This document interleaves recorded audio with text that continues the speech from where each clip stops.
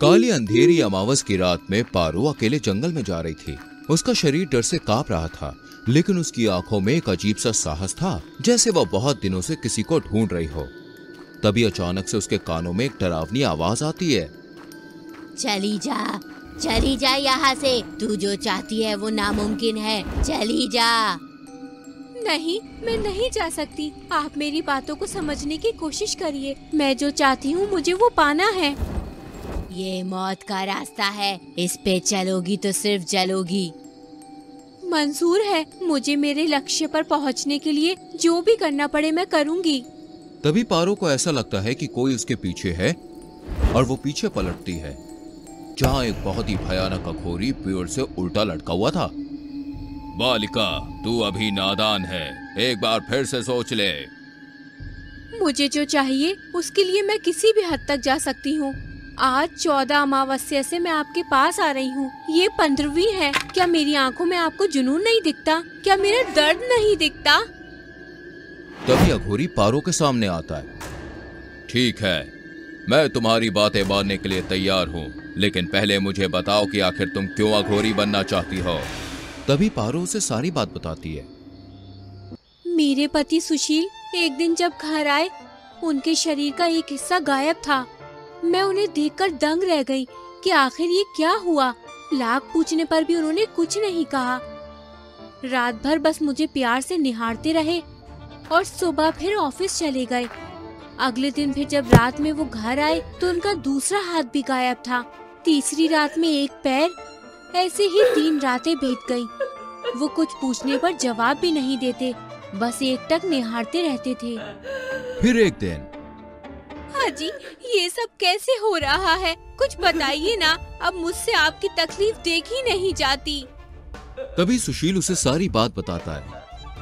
एक दिन जब मैं ऑफिस से घर आ रहा था, तभी एक अघोरी ने मेरा रास्ता रोका।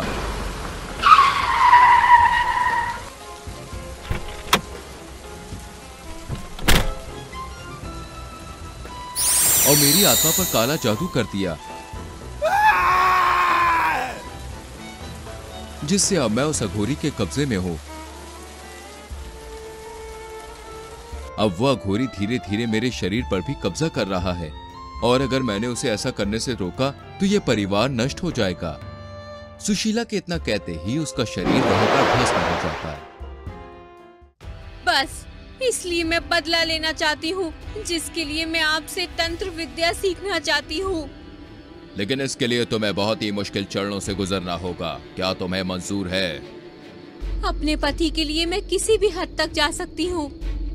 वहीं अघोरी पारो के दृढ़ निश्चय के आगे झुक जाता है और वो पारो को तंत्र विद्या सिखाने के लिए मान जाता है। फिर वो उसे शमशान में लेकर जाता है, जहाँ पारो को मुर्दों के ऊपर बैठकर तपस्या करनी पड़ती है।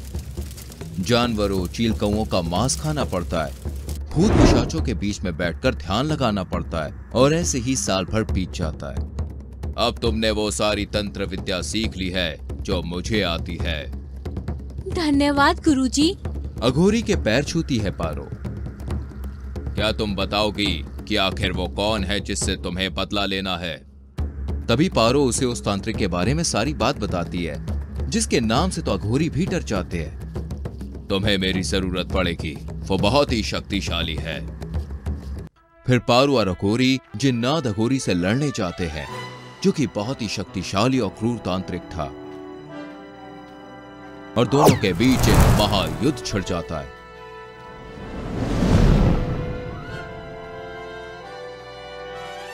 मुझसे जीत पाना इतना आसान नहीं।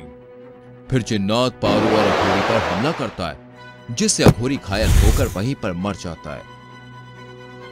तभी पारो कुछ ऐसे मंत्र का उच्चारण करने लगती है, जिससे जिन्नात अघोरी भी डरने लगता है, और देखते ही देखते उसके शरीर से उसके अंग गायब होने लगते हैं। मुझे छोड़ दो, मैं तुम्हारे पति की आत्मा वापस करता हूं, मुझे छोड़ दो। तभी जिन्नात सुशील की आत्मा पारो को लौटा देता है, और पारो उसके गले लग जाती है कि तभी पारो कोई मंत्र पढ़ती है और जिन्नात वहीं पर भस्म हो जाता है। वहीं सुशील की आत्मा पारो के शरीर में समा जाती है, और पारो हंसी खुशी वहां से चली जाती है।